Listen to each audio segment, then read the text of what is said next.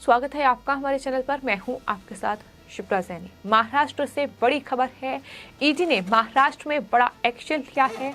महाराष्ट्र में कांग्रेस के प्रदेश अध्यक्ष नाना पटोले के वकील सतीश उके के घर ईडी ने छापेमारी की है। बड़ी खबर सामने आ रही है। सीआरपीएफ के जवानों की मुस्तैदी भी सतीश उके के घर के बाहर देखने को मिल सकती है और ईडी के अधिकारी जो हैं वो सतीश उके के घर छापेमारी उन्होंने शुरू की गुरुवार की सुबह। हालांकि किस मामले में ये छापेमारी हो रही है इसको लेकर फिलहाल कोई खबर सामने नहीं आई है, लेकिन ईडी का ताबड़तोड़ एक्शन जो है वो पूरे महाराष्ट्र में लगातार जारी है। खासतौर पर महा विकास आघाड़ी सरकार के नेता और उनसे जुड़े तमाम लोग जिन्होंने मनी लॉन्ड्रिंग का जिन पर केस है या फिर भ्रष्टाचार के तमाम दूसरे मामले हैं, उस कड़ी में लगातार छापेमारी महाराष्ट्र में चल रही है। आपको ये भी बताते हैं कि ये नाना पटोले के वकील हैं सतीश उके, और सतीश उके वही वकील हैं जिन्होंने महाराष्ट्र के पूर्व मुख्यमंत्री और साथ ही विपक्ष के नेता देवेंद्र फडणवीस के खिलाफ चुनावी याचिका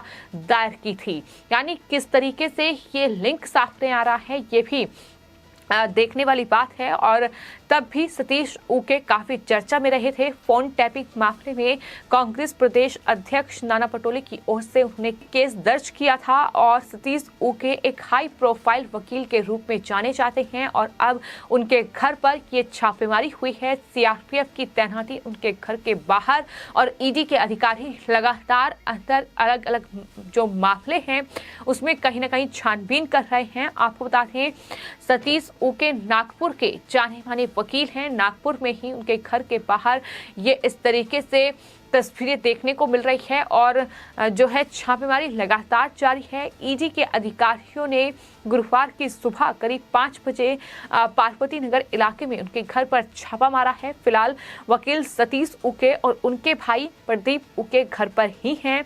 अपराध शाखा द्वारा उके को नागपुर में जमीन के लेन देन के बारे में नोटिस जारी किया गया था। ये खबर भी सामने आई है और माना जा रहा है कि ये जो छापेमारी चल रही है ये इसी कड़ी में चल रही है। यानी जमीन के लेन देन का ही ये पूरा मामला है जिसमें माना जा रहा है कि ये ईडी ने एक्शन लिया है। उके के घर के बाहर फिलहाल पुलिस बल तैनात है नजर आ रहे हैं और सतीश उके ने शिवसेना के सांसद संजय राउत से भी हाल ही में मुलाकात की थी। खबर ये भी सामने आ रही है कि सतीश उके लगभग 3 बार नागपुर में संजय राउत से मुलाकात कर चुके हैं और ये भी हम देख चुके हैं कि किस तरीके से महाराष्ट्र के पूर्व मुख्यमंत्री देवेंद्र फडणवीस बीजेपी के नेता चंद्रशेखर बावनकुले के खिलाफ उन्होंने स्टैंड लिया था, चुनाव याचिका दायर की थी। उन्होंने फोन टैपिंग मामले में भी नाना पटोले जो कि कांग्रेस पार्टी के अध्यक्ष हैं उनकी तरफ से केस लड़ा था। यानी इस तरीके से जो लिंक है वो महा विकास आघाड़ी सरकार के साथ है।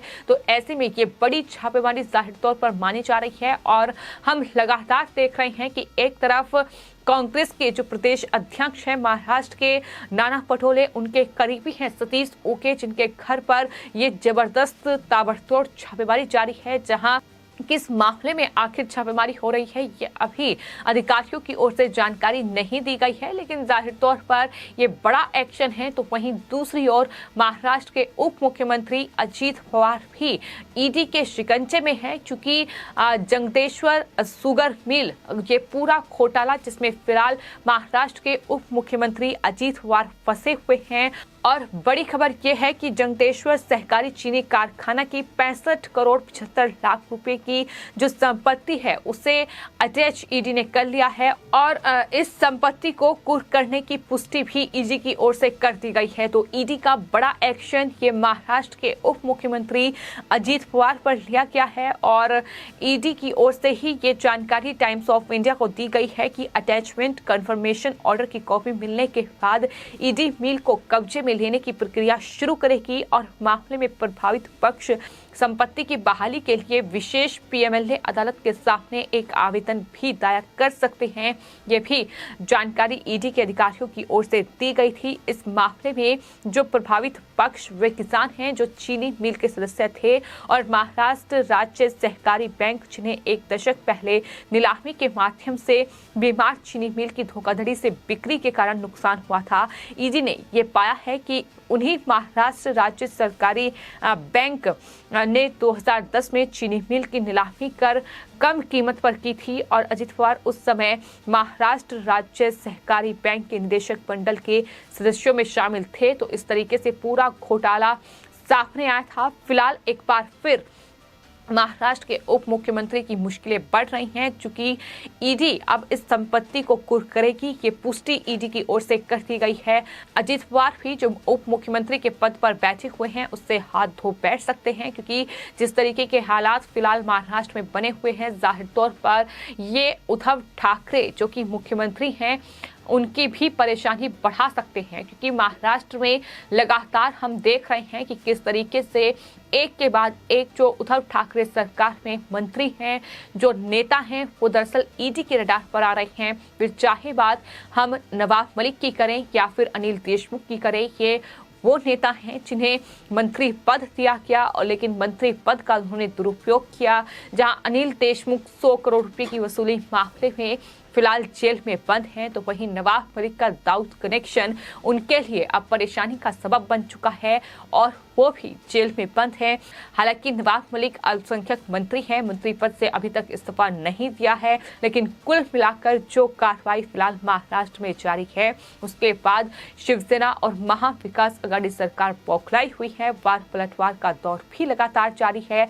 बीजेपी और महाविकास आघाड़ी सरकार आमने सामने है और अब जिस तरीके से सतीश उके पर यह बड़ी कार्रवाई की गई है, इसके बाद बीजेपी नेता मोहित कांबोज का ट्वीट सामने आया है। मोहित कांबोज ने ये लिखा है कि नाना पटोले का डर ये बता रहा है कि दाल में कुछ काला है या दाल ही काली है। तो ये उनकी तरफ से ट्वीट किया गया है, क्योंकि महाराष्ट्र में लगातार इस तरीके से एक के बाद एक ईडी का बड़ा एक्शन हम देख रहे हैं।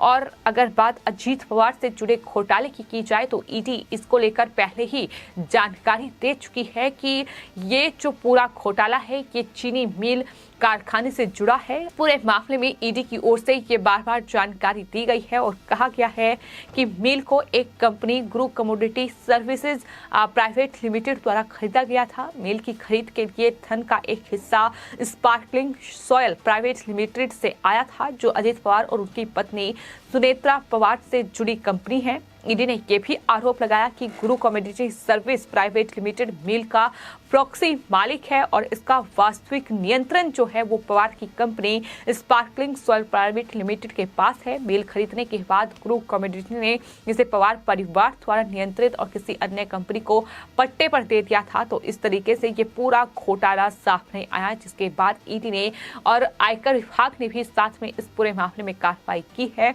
तो फिलहाल ईडी का ताबड़तोड़ एक्शन महाराष्ट्र में जारी है, जहां महाविकास आघाड़ी सरकार के ये नेता एक के बाद एक ईडी की रडार पर आ रहे हैं। इन्होंने क्या तो घोटाले किए हैं या फिर अपनी करीबियों से ये घोटाले करवाए हैं और इसी कड़ी में ईडी फिलहाल अलग अलग मामलों में छापेमारी कर रही है, जिसमें अनिल देशमुख से लेकर महाराष्ट्र के अल्पसंख्यक मंत्री नवाब मलिक और उसके बाद शिवसेना के तमाम बड़े नेताओं की लंबी जो लिस्ट है वो कहीं ना कहीं सामने है कि किस तरीके से एक के बाद एक तमाम नेताओं पर शिकंजा कसा जा रहा है। और इसी कड़ी में एनसीपी के नेता और महाराष्ट्र के उप मुख्यमंत्री अजित पवार भी फिलहाल कहीं ना कहीं ईडी की रडार पर हैं। उनकी 65 करोड़ रुपए की ये संपत्ति है जिसे कुर्क करने की पुष्टि ईडी की ओर से कर दी गई है, जो पवार एंड फैमिली के लिए बेहद मुश्किल का सबब आने वाले वक्त में बन सकती है। फिलहाल आपकी इस पूरे मामले पर क्या राय है, हमें कमेंट बॉक्स में जरूर लिखें और चैनल को सब्सक्राइब करें। धन्यवाद।